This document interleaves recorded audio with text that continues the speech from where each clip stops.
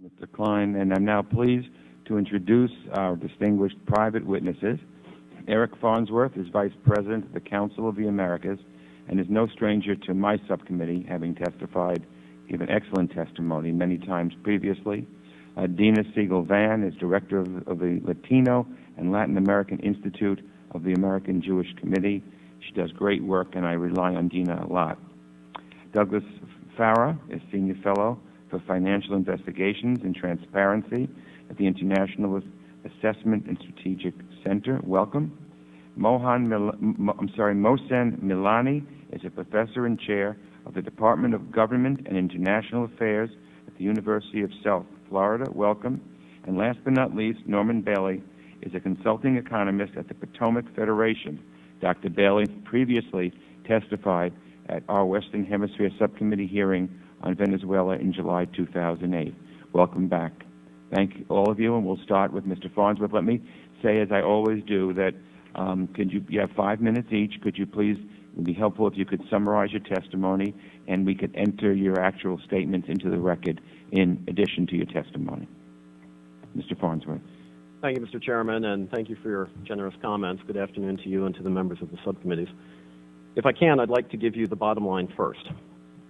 Despite worrisome trends, we are dealing with imperfect information regarding the intentions of the Iranian regime in the Americas, and therefore, in my estimation, the ultimate implications for regional security, democracy, and development priorities are not entirely clear.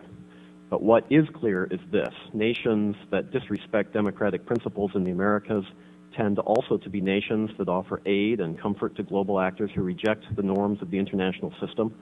Ungoverned regions within countries offer permissive environments for mischief-making, and a weak inter-American system offers little in terms of the ability to counterbalance extra-legal or threatening acts. As the ongoing crisis in Honduras shows, the first priority of the Hemisphere must therefore be to strengthen democracy and the institutions of democratic governance. Although a flurry of think tank reports for the new administration ignored the central point, this is not a theoretical academic exercise. Democracy must be patiently nurtured and reinforced as a priority. It's a fundamental national security concern of the United States because healthy democracies in Latin America and the Caribbean make better partners to advance a common agenda consistent with broader U.S. national interests. On the other hand, countries where democracy is weak, where the institutions of the state are ineffective, or where democratically elected leaders have in fact curtailed democratic institutions for their own purposes, have proven time and again to be the most likely portals through which unhelpful influences such as Iran are introduced into the region. Of course, each nation of the Americas is a sovereign, independent state. Each nation has the right to maintain relations with whomever they wish, subject to prevailing international law and practice. It is truly unfortunate, however, that any nation of the Americas would go out of its way to intensify state-to-state relations with Iran, a regime that has been repeatedly identified as a state sponsor of terror, as has already been mentioned, which has been directly implicated in the only examples of extra-regional terrorist acts in the Americas other than 9/11, and which is in violation of numerous UN resolutions. In this regard, Venezuela's well-known efforts to midwife Iran's entry into the Americas through reciprocal leaders' visits, trade and commercial agreements, including air links, potential sanctions busting, and friendly votes in bodies such as the International Atomic Energy Agency are, at best, polarizing and counterproductive in the hemispheric context. Most recently, in fact, Mr. Chairman, you referred to the Morgenthau report, and that also provided some important information in terms of the Iranian-Venezuelan links on the financial side. At the same time, when the list of hemispheric priorities includes economic recovery from deep global recession, job creation to eradicate poverty, reducing a comparative education deficit, among many other things, it makes little obvious sense for leaders like those in Bolivia, Ecuador, and Nicaragua to take actions to undermine the very cooperation that they need and claim to want from the United States. For Iran, the benefits of closer relations in the Americas are not in doubt. Iran is able to build commercial relations with other parts of the world, especially in agriculture. The regime is able to exchange information and technology, particularly on energy, and gain access to raw materials, which may include uranium. By developing close regional ties, Iran also has the ability to leapfrog its international isolation, potentially evading sanctions, as has been discussed. The regime is also able to build international coalitions in support of its domestic activities, including potential development of nuclear weapons.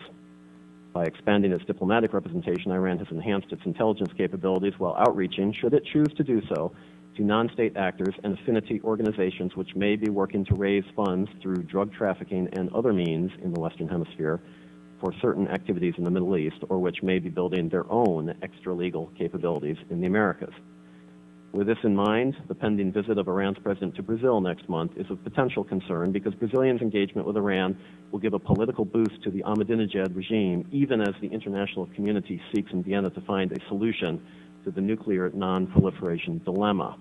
To the extent the visit does go ahead, one would hope that the Brazilians would use the opportunity to reaffirm that the Western Hemisphere is no place for Iranian meddling and would seek to use their access and emerging hemispheric leadership role for the purpose of vocally supporting international non-proliferation efforts.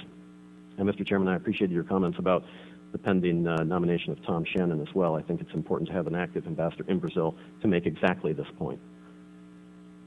More broadly, these are issues that should be watched carefully. In other words, Iran's engagement in the Americas. And for the United States, several actions are appropriate. We should be wary, we should be watchful, and we should be prepared to act in concert with the international community, particularly on the law enforcement side. But we should not act on incomplete information unnecessarily, nor take steps precipitously. We must continue to understand better the true nature of the threat and pursue actions with others as may be appropriate. Second, we should continue to emphasize the hemispheric growth agenda, including trade and investment expansion, which has already been mentioned, and the rule of law, which will help build strong and expanding middle classes and reinforce just, transparent societies that are less prone to authoritarian manipulations from elected leaders of any ideology or stripe. And finally, I would return to where I began. In testimony before the Western Hemisphere Subcommittee earlier this year, I said that despite our efforts to build democracy elsewhere around the world, that the United States cannot be complacent about such matters closer to home, and Honduras subsequently proved the point I was trying to make. Democracy offers no guarantees, but we stand a much better chance of achieving our strategic goals in the hemisphere, including a peaceful, growing, vibrant region that works in tandem with us to address issues of common concern and rejects outside meddling from Iran and others if democratic institutions in the Americas are strong. Thank you again, Mr. Chairman. I appreciate the opportunity.